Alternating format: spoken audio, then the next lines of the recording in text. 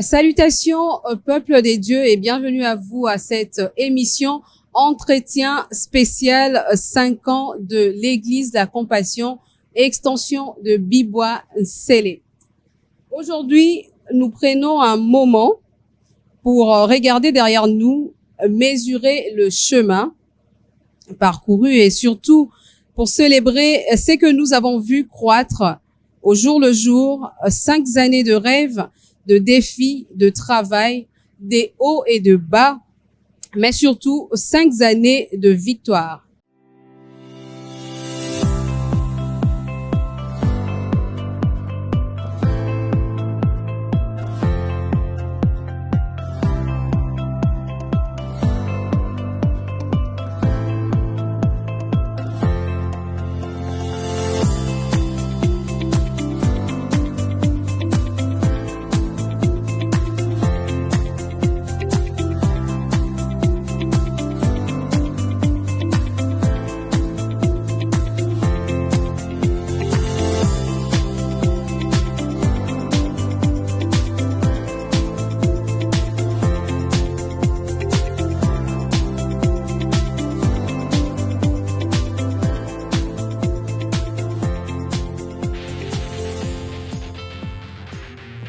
Avant qu'un lieu n'ouvre ses portes, il commence par une vision. Je prie que ton œuvre croisse assis sur Jésus-Christ.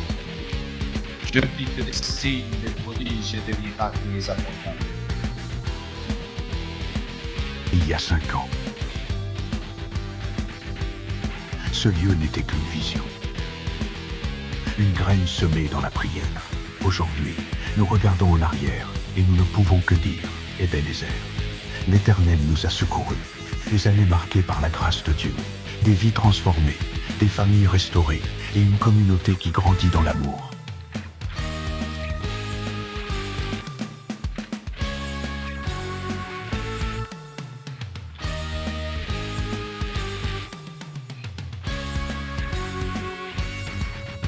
Je suis venu dire à quelqu'un, les chemins à l'Apocalypse, je parle de Jésus. Les chemins à l'Apocalypse, je parle de Jésus. Alors celui qui a reçu Jésus-Christ est au-dessus de toute loi qui commande sa vie. La Bible nous dit qu'il nous a donné le pouvoir, le pouvoir, le pouvoir de marcher.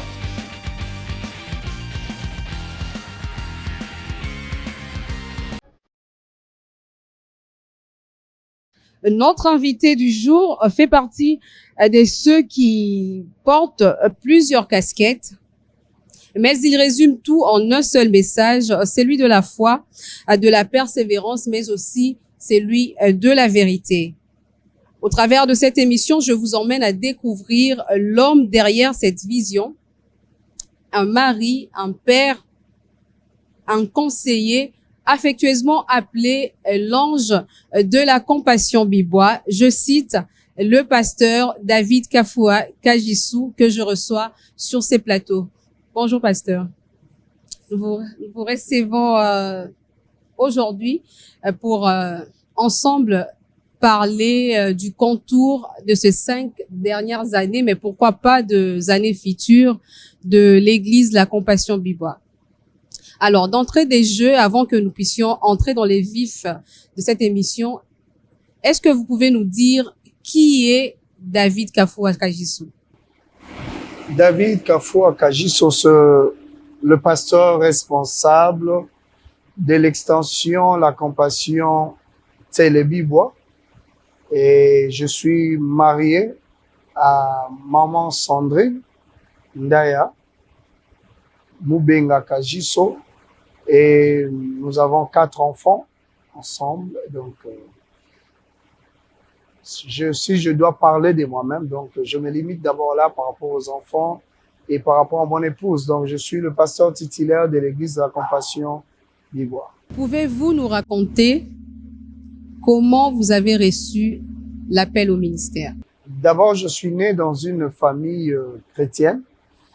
Et ça date de longtemps. Lorsque je suis né, j'étais choriste déjà à l'Écodine.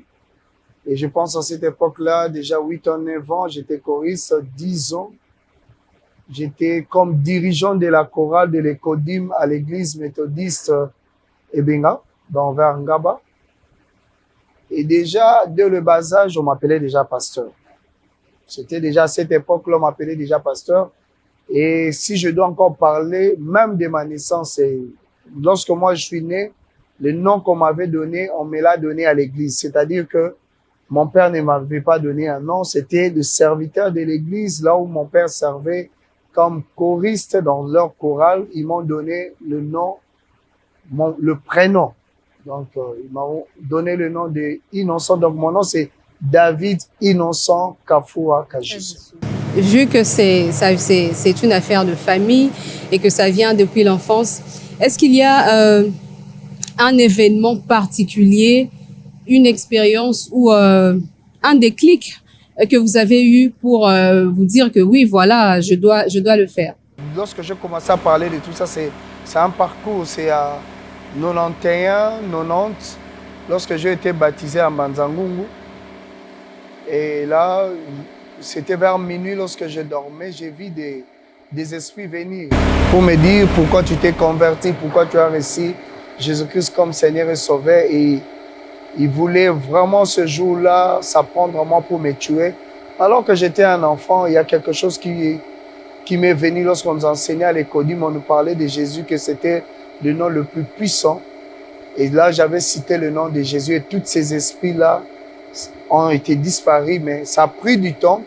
Et un jour, je pense que c'était déjà vers 2000, alors que j'étais à Efrak, avant d'aller vers la compassion, il y avait des prophètes qui sont venus, qui ont eu même à prophétiser sur moi, je serai un homme de Dieu et que Dieu fera de grandes choses dans ma vie.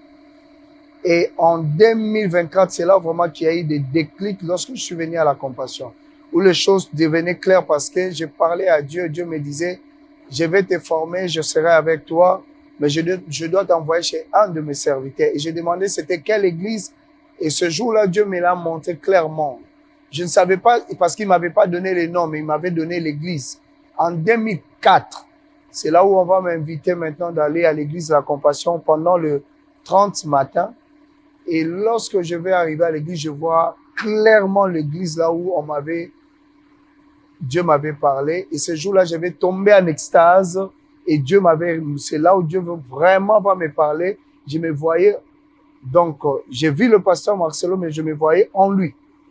Et c'est là où Dieu me parlait clairement de mon appel et de ce que je dois devenir. Dans de 2004 à 2021, donc il y a plusieurs années qui sont passées. Alors, comment est née la vision de la compassion Bibois? Puisque nous connaissons déjà l'église de la compassion avec l'apôtre Marcelo Tunasi, mais comment, en dehors des autres extensions, la vision de la compassion Bibois, elle est née comment? Bon, la vision de la compassion Bibois est née. On me parlait déjà que je devais être pasteur, mais mon ministère a été combattu. Je voyais des autres personnes devenir des pasteurs. Je voyais des autres même que je recevais et puis on était là à l'église devenir pasteur, mais Dieu ne cessait de me parler de mon appel. Il ne cessait de le parler et j'ai payé le prix dans la prière pour que ce que Dieu m'avait dit afin de le vivre, parce que je sentais un combat. Et un jour, j'étais avec un ami, là j'habitais déjà de ce côté vers Air Force. Mon ami le pasteur Justin, qui habitait maintenant vers Plaza. Et à chaque moment que je venais chez le pasteur Justin, je sentis dans mon esprit Dieu me dire que tu vas commencer quelque chose à Bibois. Et je lui dis même, j'ai dit, Dieu m'a dit, je vais commencer quelque chose. Mais comme on m'avait pas encore envoyé, je ne savais pas faire un ministère de moi-même. J'étais de la compassion. Et d'ailleurs, je suis jusqu'à aujourd'hui de la compassion. Et c'est après une année, comme je l'avais déjà parlé, un jour on était dans un culte, et puis papa va dire, on va envoyer quelqu'un vers Kikole. On nous a donné une parcelle, et je vais envoyer quelqu'un. Et lorsqu'il va parler de cela, bon, moi j'avais déjà d'ailleurs oublié. C'est pour cela aussi il faut avoir des amis, des gens qui comprennent et que tu partages avec eux ce que Dieu t'a dit. Et ce jour-là, le pasteur Justin va m'appeler, mais toi, papa dit qu'on va envoyer quelqu'un à Kikolo. Toi, tu me disais que tu vas implanter quelque chose à Kikolo. Pourquoi tu ne te prononces pas? Et c'est alors que le samedi, donc papa va parler de ça. Le vendredi, le samedi, vers 14h, je vais dire à ma femme qu'on appelle papa. On va appeler papa qui va pas recevoir le téléphone. Et là, maman, je vais appeler maman Blanche et maman va décrocher le téléphone et on discute avec lui pour dire que j'accepte de partir avec maman Sandrine. Et le dimanche, lorsque je viens, on annonce déjà à l'église que le pasteur David ira à Bibois. Donc, c'était comme ça. Quel était le défi majeur du début de la Compassion Bibois? Le défi majeur, c'était d'avoir Dieu lui-même, hein, parce que on ne peut pas commencer un ministère sans Dieu. Le défi majeur, il fallait que Dieu nous accompagne. C'est comme Moïse qui dit, je ne peux pas aller avec ce peuple si tu ne nous accompagnes pas. Donc, je devais d'abord me rassurer que là où je vais partir, Dieu va m'accompagner. Et il fallait prendre le temps de la prière, prier. Et comme déjà, celui qui est mon père spirituel m'avait déjà aussi permis et avait dit déjà d'aller, je devais aussi avoir le goût de Dieu. Donc, il fallait entrer dans la prière. Parce que si Dieu accepte de t'accompagner, accepte de te précéder dans un endroit, il n'y aura pas d'échec parce que lui-même sera avec toi. Alors, en dehors des défis, est-ce qu'il y a eu des difficultés lorsque vous avez commencé l'extension de Bibois? Bon, déjà, nous, lorsqu'on nous envoie comme des commandos. Donc, lorsqu'on est venu, je suis venu avec ma femme. C'est un milieu où tu n'as même pas grandi là-bas. C'était un terrain nouveau pour moi. Et là, il fallait maintenant faire l'expertise du milieu, connaître le milieu et commencer. C'est pour cela que j'ai dit au début, c'était Dieu. Au milieu, ça sera Dieu. À la fin, ça sera Dieu. Parce que je cherchais d'abord que Dieu vraiment m'accompagne en ça. Et lorsque j'ai eu l'approbation de Dieu, et tout ce qu'on a rencontré comme difficulté, c'est pour cela que j'ai dit, il fallait seulement Dieu. Donc, nous retenons qu'il y a Dieu dans tous ces parcours. Alors, lorsque vous regardez toutes ces 5 années, quels sont les témoignages qui vous reviennent en esprit ou quelles sont les visions que vous avez déjà eues en amont et que vous avez vues s'accomplir pendant ces années passées? Bon, avant de commencer le ministère, Dieu m'avait déjà parlé que j'aurais un grand ministère. Et Dieu me donnait des promesses que lorsque je vais commencer avec une vitesse. Alors moi, lorsque on m'a envoyé à Bibois, j'ai pas voulu prendre une petite espace. Dans l'espace que vous voyez aujourd'hui, j'avais déjà pris cela avant même de commencer l'église. Donc je voyais déjà grand. Et lorsqu'on a commencé de l'autre côté, avec un espace qui pouvait déjà contenir plus de 300, 400 personnes. Et on a commencé, les défis étaient énormes. Il fallait construire la tente, l'hangar. Il fallait qu'il y ait des personnes parce qu'on était qu'à 2 avec ma femme. Et là, il y a notre église mère qui nous a aidés pour la construction de cet hangar au début. Et nous-mêmes, nous avons mis à ça. Et moi-même, j'étais aussi le premier partenaire avec ma femme afin de réaliser ce que nous voyons aujourd'hui. Parce que même la garantie de cet endroit, on a donné cela nous-mêmes. Pourquoi? Parce qu'on croyait déjà à la mission. Donc, pour les gens qui veulent aller à la mission, qui n'attendent que voir tout, j'aimerais leur dire qu'il faut d'abord la foi, il faut d'abord Dieu, et aller et Dieu lui-même va agir et manifester sa gloire lorsque vous avez décidé de partir. Vous vous êtes défini comme un père, un mari. Et comment vous faites, pasteur, pour concilier le ministère et la vie de famille? Waouh, c'est difficile, mais bon, vous allez voir que tout le temps je reviens à ça. Moi, c'est pour cela même que je déclare que Jésus-Christ est réel. C'est-à-dire que pour moi, tout ce qui se passe, celui qui m'aide, c'est Jésus. Celui qui m'aide, c'est Dieu. Malgré que c'est difficile, il faut en même temps être un bon père, un bon mari et être un bon pasteur. Donc, c'est difficile, mais le Saint-Esprit nous aide Et le modèle qu'on a aussi à la compassion nous permet aussi de bien faire des choses. Vous voyez, on a déjà un père dans le ministère qui a fait beaucoup de preuves et souvent c'est lui qui nous conseille et lorsqu'on a des problèmes, c'est lui qui nous conseille. C'est-à-dire, nous apprenons des choses parfois en avance à cause de notre père, le pasteur Marcelo. Alors, il nous a donné une ligne de conduite. Souvent, on est à la maison, on prend le temps avec les enfants, on prend le temps avec la femme. Et souvent, le lundi, on ne sort pas. C'est ce que nous, on nous a appris chez papa. Le lundi, on ne sort pas, on est là pour maman, pour les enfants. Et les mardis, c'est maintenant le boulot où tu descends à l'église. Le mardi, le jeudi, parfois le mercredi, nous recevons.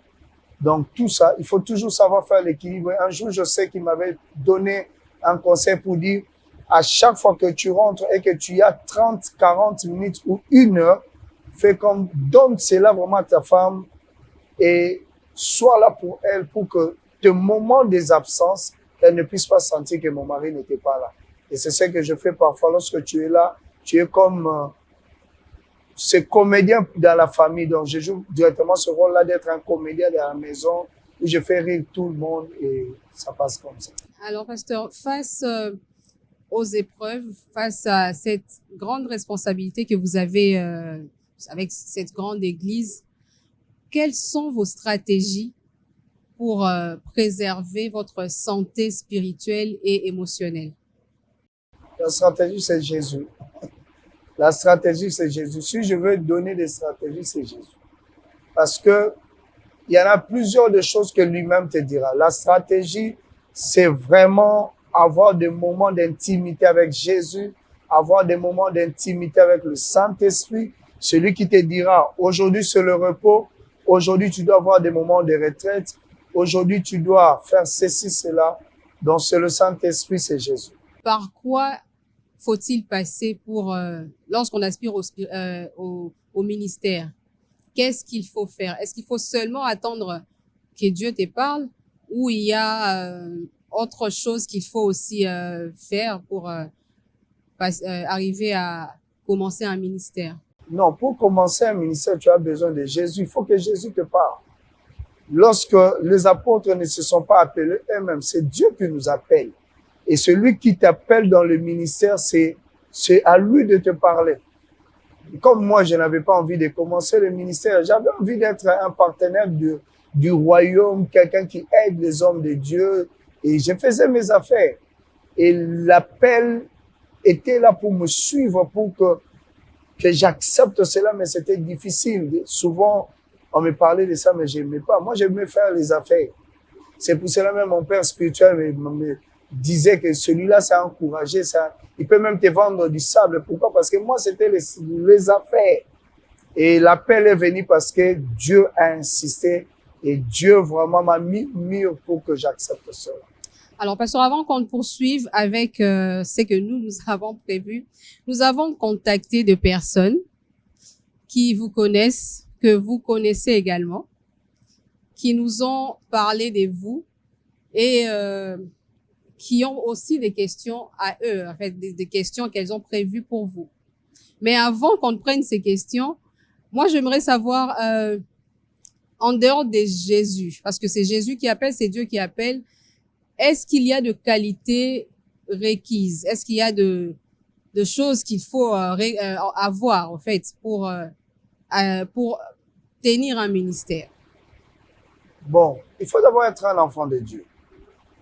La première des choses, il faut accepter Jésus-Christ comme Seigneur et Sauveur parce que l'appel commence par la nouvelle naissance. Donc, tu ne peux pas servir Jésus-Christ sans naître de nouveau. Alors, c'est là la porte de toutes choses. Donc, il faut naître de nouveau. Et là, Dieu va lui-même par le Saint-Esprit te faire grandir, te nourrir parce que là, on vient à l'église, on écoute la parole de Dieu et chaque jour que nous venons à l'église, Dieu nous parle, Dieu nous révèle des choses à suivre et marcher dans la sainteté et craindre Dieu. Je pense que la porte d'entrée pour entrer dans le ministère, c'est Christ, le recevoir comme Seigneur et Sauveur et le reste lui-même va le faire. Donc, je ne sais pas te dire, ça c'est à faire. Non. Moi, je comprends que tout c'est Jésus, mais il faut d'abord recevoir Christ et c'est par rapport à cette relation c'est à lui de maintenant de t'appeler pour le servir. Ok, c'est Jésus, nous retenons là que seul Jésus peut appeler au ministère, et s'il faut avoir des qualités, c'est lui d'ailleurs qui capacite et qui donne les qualités requises pour le ministère. Alors, pasteur, nous allons suivre ensemble ces personnes qui vous connaissent, qui nous ont parlé de vous, mais nous aimerions que vous les écoutez vous-même et que vous essayez aussi de répondre aux questions qu'ils vous ont posées.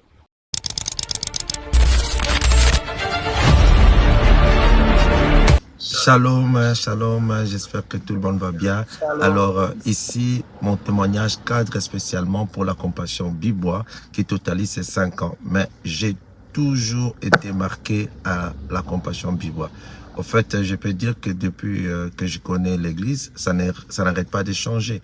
Donc ça n'arrête pas de changer, il y a toujours un plus, il y a toujours quelque chose de spécial qu'on vient toujours trouver. D'ailleurs, même la dernière fois quand je suis arrivé, je me suis dit, qu'est-ce que je vais trouver de plus? Et je vois les écrans, je dis, waouh! Waouh, c'est vraiment exceptionnel.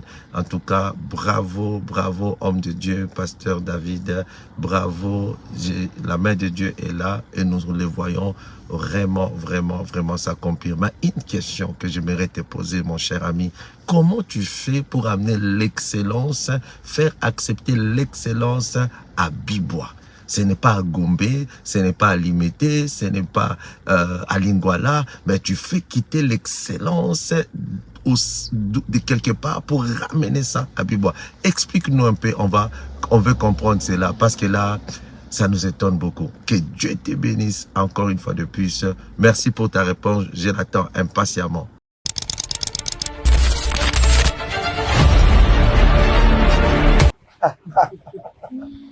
Alors, c'est le pasteur Joseph Yoni. Alors, est-ce que vous avez une réponse à sa question? Bon, je salue d'abord mon ami, le pasteur Joseph Yoni. Si je dois dire quelque chose pour répondre à sa question, l'excellence, c'est ma passion. Donc, j'aime servir Dieu avec beaucoup d'excellence et c'est aussi une manière pour moi de l'adorer. Donc, lorsque j'offre à Dieu cette excellence-là, pour moi, je vois que je l'adore. Et c'est pour cela, c'est ça même la vision que j'ai pour Bibois. Pour moi, je ne vois pas, je suis un David, tu vois. David, dans sa vie, il a eu à voir des gens qui n'étaient de rien, mais qu'il a fait avec eux de vaillants de David. Et c'est ça aussi ma vision. C'est-à-dire que peu importe là où je peux me retrouver, ayant des hommes, même si ils ne sont pas forts aujourd'hui, je pense que lorsqu'ils ont un leader qui a une vision et qui peut communiquer cela à ces hommes-là, ils peuvent demain devenir des vaillants de David, des puissants hommes. Et c'est aussi la foi. Donc la vision accompagnée avec la foi, c'est ce qui amène ce résultat à Bibois. C'est-à-dire, je crois que des hommes qui n'ont pas une excellence rencontrent un homme qui a la foi, qui a la vision et qui a Dieu, et les choses peuvent changer. Donc c'est pour cela. Donc pour moi, c'est une passion de servir Dieu avec l'excellence. Donc pour moi, c'est une adoration. Lorsque je sers Dieu comme ça, je vois que je suis en train de l'adorer. Et lorsque les choses ne font que rester la même, vous voyez, même dans l'adoration, on ne peut pas rester qu'avec les mêmes paroles. Donc comme on peut changer les paroles dans l'adoration, dans notre façon de l'adorer, c'est ça ma vision, d'amener les hommes à servir Dieu avec une dimension d'excellence la plus élevée, c'est notre adoration. Voilà, l'excellence qui représente une adoration. Mais c'est pas fini. Nous allons prendre une autre personne.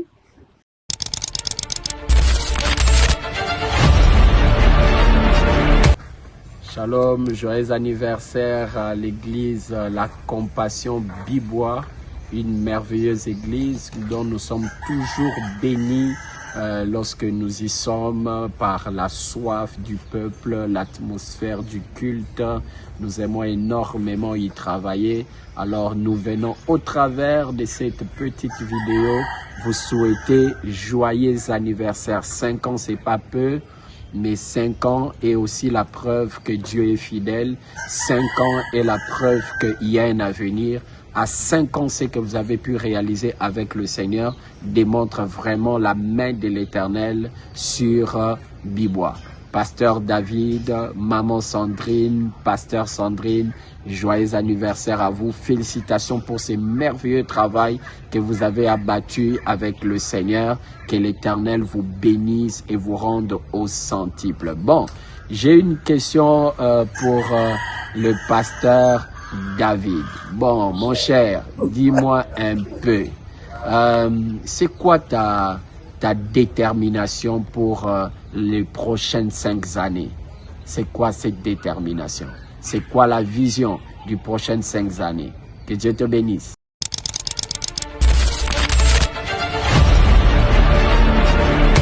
Wow, merci, Pasteur Bishop. Si je dois répondre à cette question, ma vision pour les 5 prochaines années, c'est d'abord de gagner plus d'âmes pour Christ, de gagner beaucoup d'âmes pour Christ. Donc là, je pense que par la grâce de Dieu, nous allons déjà, je pense qu'on a déjà atteint 1000. Et dans mon esprit là, dans les prochaines 5 années, pourquoi pas gagner plus de 5 000? Pourquoi pas gagner plus de 10 000? Pourquoi pas gagner plus de 100 000 et aller impacter les extrémités de la terre, toucher le monde avec l'évangile, avoir un impact dans les esprits, dans les âmes des hommes qui sont sur la terre, les amener à Christ, et donc dépeupler encore l'enfer pour peupler le ciel pour Christ. Donc c'est ça ma vision pour cette année, pour les 5 prochaines années avec Jésus.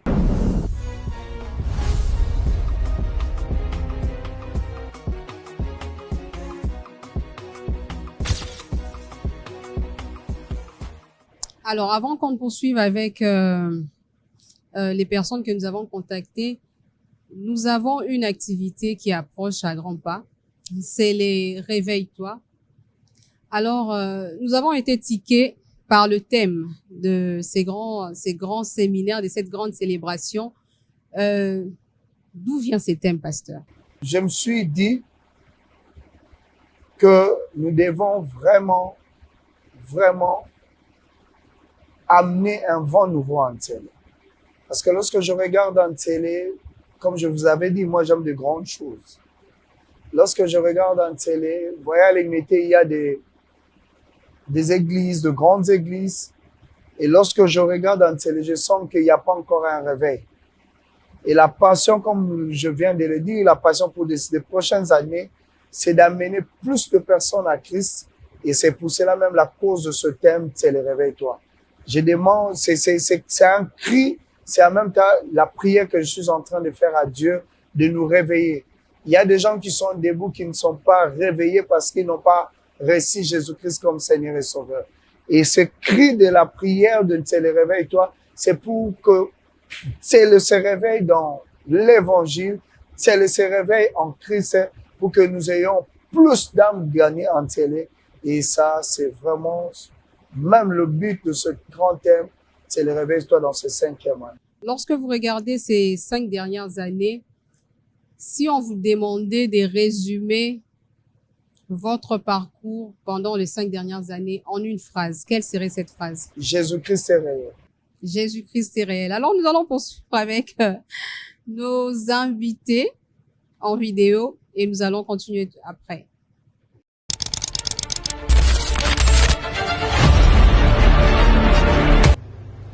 Joyeux anniversaire, Compassion Bibois. 5 ans, c'est beaucoup. 5 ans, c'est une partie du parcours. Et je prie vraiment que le Seigneur continue à faire avec vous des très très grandes choses et qu'il vous amène dans la destinée qu'il a en réserve pour vous. Pasteur David, à côté de lui, son épouse, Maman Sandrine, sont des personnes que j'affectionne énormément. Ils le savent d'ailleurs. Je bénis Dieu de les avoir placés dans ma vie. Et j'ai toujours été fier de me présenter comme étant leur frère. Si je puis donner un témoignage sur le pasteur David, je sais que c'est un homme de foi, un homme qui ne s'arrête jamais, un homme qui se bat à atteindre ses objectifs et qui finit par voir Dieu agir avec lui. Un bon conseiller également, quelqu'un qui comprend des choses à sa manière. Parfois au début il n'est pas très bien compris, mais qui finit parfois par avoir raison parce que c'est quelqu'un de très tenace. Et s'il y a une question que je puis lui poser aujourd'hui, c'est de savoir jusqu'où veut-il aller avec Jésus. Quelle que soit la réponse que le pasteur David donnera, ma prière, c'est que Dieu soit avec lui, avec sa famille et avec toute l'Église. Soyez bénis abondamment.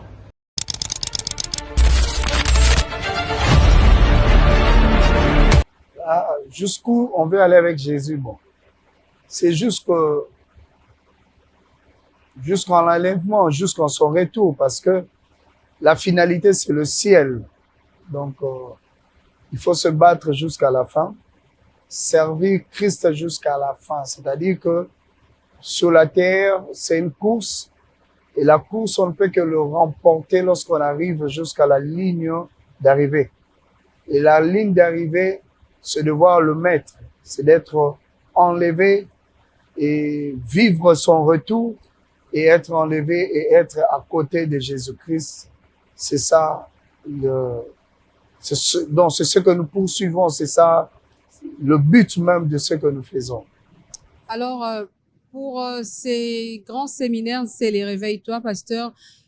Quelle attitude attendez-vous de ces personnes, ou soit il faut leur dire comment ils doivent venir passer cette grande célébration?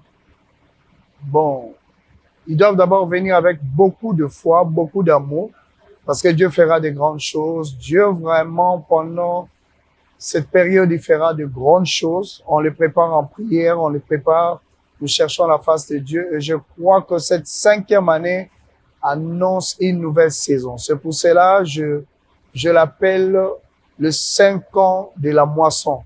Donc, il est temps de moissonner. Il est temps de moissonner là où on a semé. Il est temps de moissonner en télé. C'est pour cela même nous parlons de télé Réveille-toi. Donc, venez avec cette joie, cette foi de moissonner quelque chose pendant ces 4 jours. Parce que ça sera le lundi, le mardi, le mercredi, le jeudi. Et nous allons finir le dimanche. Et donc, je vous invite à venir avec beaucoup de foi, beaucoup de conviction que les choses vont changer pendant ces 4 jours. Et c'est ce que je demande à ces peuples d'Ntélé, parce que Dieu est là.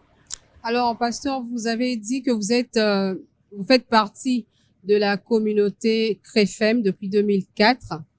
Et aujourd'hui, vous tenez une église au sein de la même communauté. 5 ans, c'est pas 5 jours. Alors, si on vous demandait de faire une prière ou votre vœu par rapport à la communauté, quels seraient ces vœux, quelle serait cette prière? Que la volonté de l'Éternel s'accomplisse et que Dieu nous garde, qu'il garde notre pasteur, notre père dans la foi, le pasteur Marcelo, Jérémie Tounassi, et qu'il protège le pasteur de la communauté, et que cette communauté continue à impacter le monde et à gagner plus de âmes pour Jésus-Christ. On va prendre encore une vidéo avant de chuter avec cet entretien.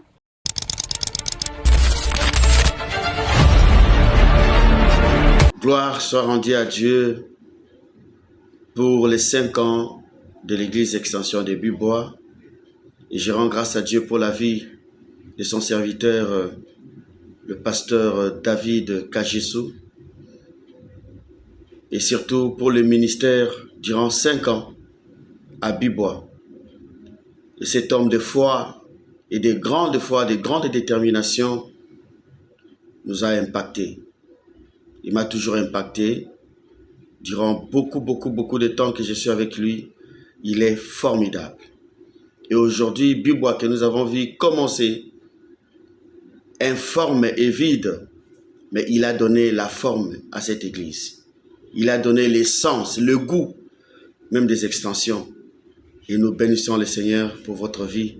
Que Dieu bénisse encore pour les années qui viennent l'église, la compassion Bibois et plusieurs autres personnes qui sont à côté de vous soient également bénies et surtout votre propre vie, votre foyer et toute votre maison soit vraiment bénie. Merci beaucoup. Nous vous aimons beaucoup et nous prions que cette église aille de l'avant. Merci beaucoup.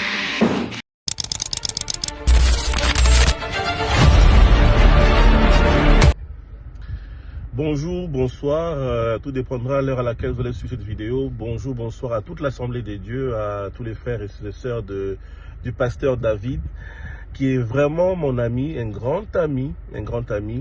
Et moi, je ne l'ai pas connu pasteur. Le pasteur David, je l'ai connu simple frère, ami. Et la vie est tellement compliquée. Et si on doit peser la grandeur de Dieu, des fois, on ne sait pas là ce que le Seigneur nous emmène. Vraiment. Et Dieu est tellement grand que je ne sais même pas comment qualifier ou brandir sa grandeur, si on peut dire ainsi, sa bonté. Le pasteur David, moi je l'ai connu à travers des amis. Je suis enseignant à l'université et des amis qui enseignaient à l'ISP Gombe. Moi je travaillais aussi dans une chaîne de télévision. J'étais en même temps enseignant et en même temps à l'université et en même temps à la chaîne de télévision. Et c'est de là que je connais le pasteur David. Je l'ai connu comme vendeur des habits. Vendeur des habits. Quand je dis le Seigneur est tellement grand qu'on ne sait pas où est-ce qu'il nous emmène et sa grandeur est inestimable et immesurable, si on peut dire ainsi. Le pasteur David venait vendre des habits à mes amis à l'université et j'appréciais ses habits. C'est quelqu'un qui connaissait le goût. Il avait déjà le goût des prix que je l'avais connu. C'était des vestes, de belles chemises, des pantalons qu'on achetait. Et on prenait des fois par crédit. Vous pouvez prendre par crédit comme ça. Jamais un jour il s'est fâché pour dire voilà ma dette, tout ça. Toujours avec modération. Après des années, je sais même pas si j'ai encore sa dette. Pasteur, j'ai votre dette? Je ne sais pas encore. Et après des années, je pense qu'un jour, je vois une affiche. Je dis tiens, c'est une blague ça. À l'époque, il n'y avait pas encore l'IA pour dire voilà c'est l'IA, tout ça. C'est une blague, pasteur. J'appelle mes amis qui disent non, David est devenu pasteur. Et depuis ces jours-là, c'est vrai que je le considérais déjà, j'ai encore augmenté la considération. C'est quelqu'un qui prie pour moi. J'ai son dernier message du dimanche passé, où à chaque fois que j'ai un problème, je l'appelle. Ses paroles me réconfortent. Ses paroles me soutiennent. Et quand il dit des choses, je crois en ça et Dieu fait quelque chose. Vraiment, vous avez un homme de Dieu que vous devez prier pour lui, que le Seigneur lui emmène encore plus loin. Pasteur David, je t'aime beaucoup. Je t'aime beaucoup. Voilà, même je transpire parce que ça prouve que je t'aime beaucoup. La sueur prouve l'amour que nous avons pour vous. Cher pasteur, soyez bénis. Et pour cet nouvel âge, que le Seigneur vous accorde encore beaucoup d'âge et que vous puissiez être rassasiés de cette vie, de cette terre et que le Seigneur vous bénisse abondamment. Pasteur, n'oubliez pas de prier pour moi. Vous savez bien, non? J'aime bien quand vous priez pour moi. Allez, de bonnes choses à vous.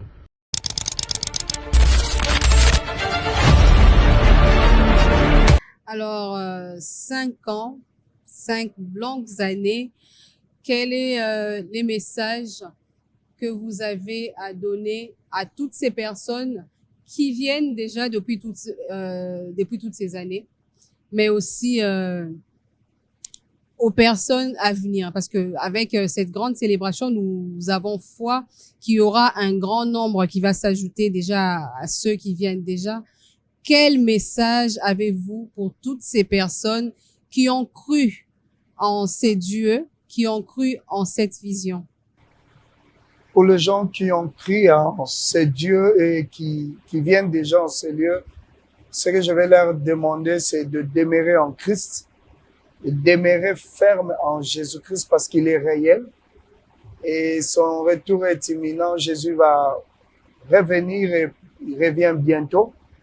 Et pour les gens qui sont encore à l'extérieur, qui vont nous rejoindre, je leur dis que Jésus-Christ est réel, Jésus-Christ est vrai.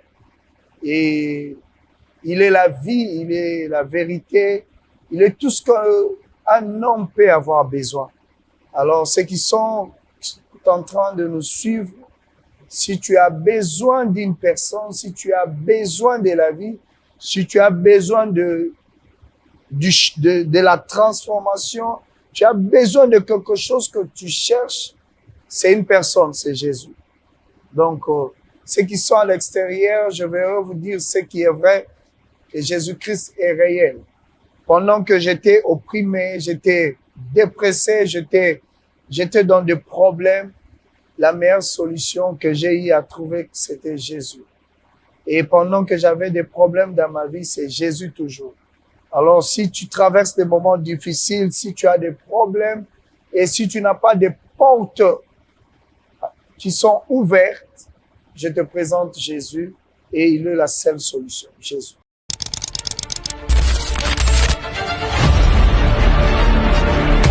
Jésus est la seule solution que nous puissions avoir dans cette vie. Alors, pasteur, puisque nous sommes en train d'échuter avec cette émission, quel est votre souhait, votre vœu, les vœux qui viennent de votre cœur pour les prochaines années de la Compassion Bibois? Que le Saint-Esprit nous accompagne, qu'il se manifeste, qu'il soit réel parmi nous, qu'il amène la croissance, qu'il gagne des âmes, c'est ça mon souhait, et qu'il nous garde en Christ. Alors, pasteur, nous allons vous demander de regarder la caméra et de faire un message d'invitation pour toutes ces personnes qui hésitent encore de venir célébrer avec nous le 5 ans de l'Église Compassion Bibois.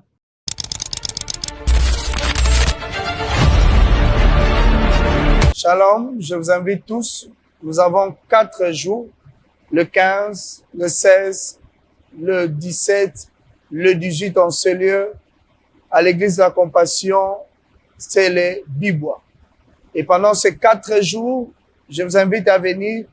Vous qui avez des problèmes, vous qui hésitez encore, je vous invite de venir parce que dans ces 4 jours, Jésus nous fera énormément du bien. Alors, je vous invite, vous qui êtes en télé, vous qui êtes à Tchango, et pourquoi pas tout Kinshasa, c'est un appel que nous vous invitons de venir en ce lieu. Jésus-Christ est réel, il donne la vie, il résout des problèmes, il guérit et il est réel dans nos vies. Je vous invite à venir, tu ne seras jamais déçu parce que tu retrouveras ta part, parce que Jésus a quelque chose pour toi dans ces 4 jours. Merci beaucoup. C'est l'année de la moisson. Nous allons vivre la moisson. Je t'invite à venir moissonner. Merci beaucoup. Que Dieu bénisse. Amen.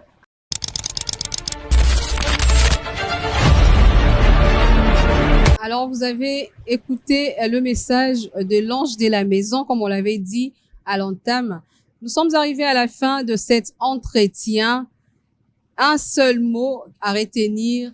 Venez vivre le Dieu réel ensemble avec nous. Venez célébrer les 5 années que nous avons passées avec Jésus, mais ça ne s'arrête pas là. Venons aussi prier pour les années à venir. Venons avec soif, avec détermination, mais surtout venons avec un seul nom pour rencontrer celui qui a bâti cette œuvre. Parce que nous savons que seuls nous n'arriverons pas à le faire. Il n'y a que Jésus, vous avez suivi au cours de cette émission, le pasteur l'a si bien dit, il n'y a que Dieu qui peut faire toutes ces choses. Alors venez vivre les dieux de la Compassion Bibois et vous ne serez pas déçus. Merci. Tu ne peux pas dire que tu aimes Dieu. Tu ne peux pas prétendre obéir à Dieu et t'attendre à la manifestation de sa puissance ou de sa personne si tu ne fais pas sa volonté. Les dernières volontés d'un homme reprises dans un testament sont généralement considérées comme une ligne de conduite et de parole d'honneur que l'on respecte à la lettre. Mais qu'en est-il du respect de la parole des dieux? Le bonheur a un nom, c'est Jésus. Le bonheur, ce n'est pas le matériel. C'est la présence surnaturelle du Saint-Esprit dans une famille. C'est la présence surnaturelle du Saint-Esprit dans un boulot. Dans la vie d'une personne, c'est la présence surnaturelle. Faire des disciples, c'est cela notre mission première avant d'aspirer aux avoirs de cette terre. La couronne qu'on aura au ciel, c'est parce qu'on a eu à gagner des âmes. Ce n'est pas parce qu'on a eu des maisons. Ce n'est pas parce qu'on a beaucoup voyagé. Mais c'est parce qu'on a eu à gagner des âmes pour Jésus. La vie en Christ n'est pas une vie à sens unique. À chacun sa part de responsabilité. Qui as-tu emmené à Christ? Qui a invité quelqu'un ce matin? Qui? Mais nous sommes les premières personnes à demander à Jésus.